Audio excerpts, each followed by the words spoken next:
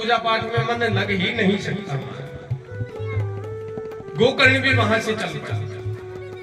अब तो धुंधकारी घर में अकेला रहने लगा, किसी का कोई डर नहीं है, किसी का कोई भय नहीं है। 5-5 गणिका यानी 5-5 वैश्यों को अपने घर में रखने लगा, उन्हीं का पालन पोषण करने लगा।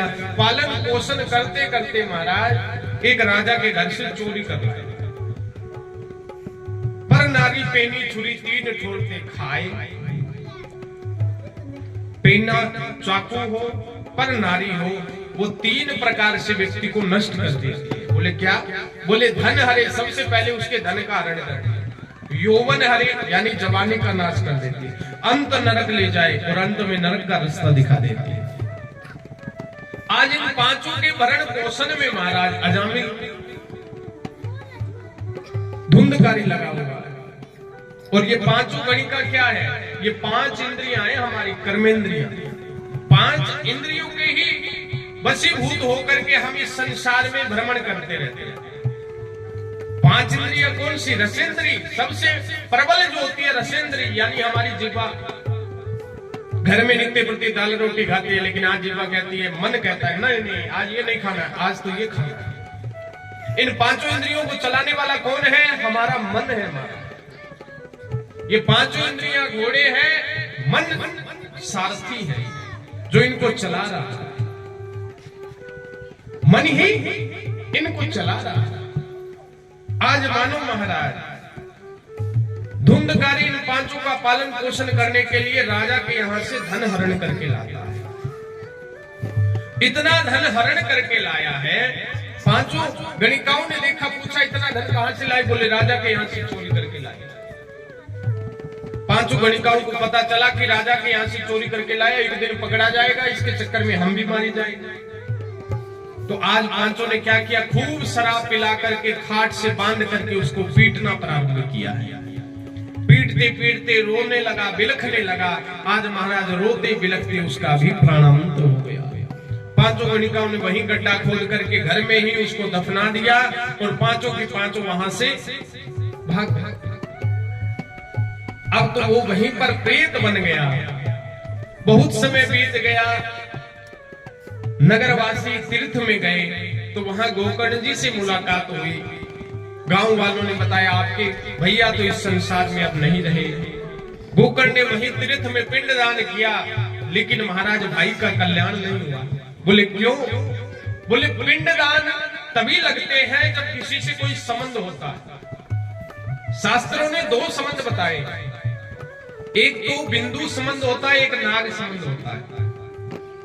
बिंदु संबंध का मतलब होता है कि रक्त का संबंध, चाचे का लड़का हो, बुआ का लड़का हो, मौसी का लड़का हो, ये क्या है? बिंदु संबंध है।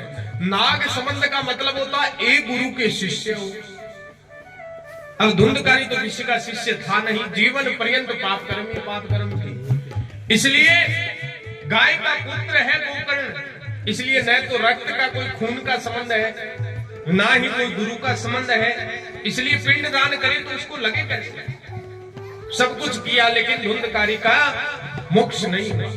अंत में गोकर्ण जी महाराज एक बार बहुत वर्षों बाद जब अपनी जन्मभूमि की याद आई, अपने गांव में आए, घर में विश्राम करने लगे तो रात्रि के अंदर महाराज वही दिखने लगा। भूत कभी अग्नि के रूप में दिखाई दे रहा है, कभी भेड़ के रूप में, कभी बकरी के रूप में दिखाई दे रहा है। गोकर्ण जी महाराज पहले तो डरे, फिर हाथ में जल लेकर के जैसे ही जल का छींटा लगाया है, व्योम वाणी तथैव च, प्रेत में बोलने की शक्ति आ गई। गोकर्ण जी महाराज ने कहा, रे तुम कौन? प्रेत कहता है, अहम भ्राता तुदीयोरस्मि धुंधकारिति नाम। हे भैया, मैं आपका वही दुष्ट भाई हूँ धुंधकारी, लेकिन बुरे कर्म करने की वजह से मैं आज प्रेत बन गया। न कुछ खा सकता हूँ, न कुछ पी सकता हूँ, बड़ी पीड़ा हो रही है। कृपा करो मुझे इस प्रेत योनि से मुक्त कराओ।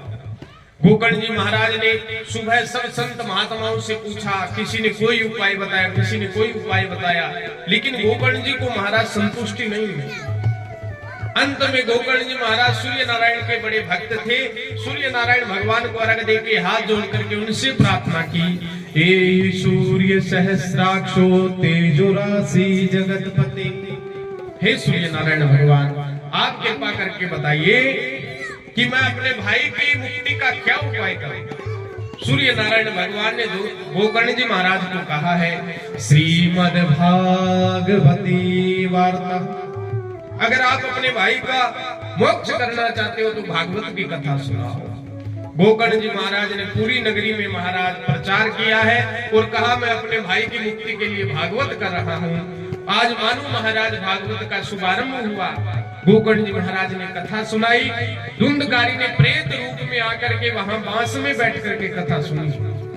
पहले दिन पहली ग्रंथि टूट गई, दूसरे दिन दूसरी, तीसरे दिन तीसरी, 7 कोरी का बांस खड़ा था। 7वें दिन सारा बांस फट गया और उसके अंदर से धुंधकारी प्रकट होकर के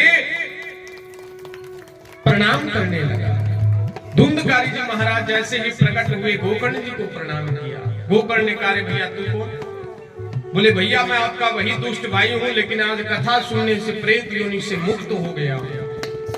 जैसे ही प्रेत योनि से मुक्त हुआ है, गोकर्ण जी महाराज ने कहा कथा तो सबने सुनी है, भगवान को सबके मन की कामना पूरी करनी चाहिए, लेकिन तुम्हारी क्यों गई?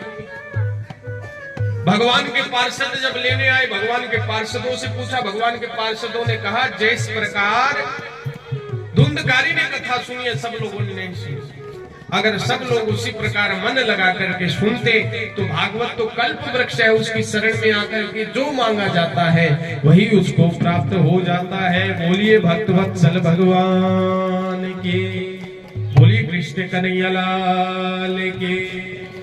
क्योंकि भागवत की शरण में आकर के जो हम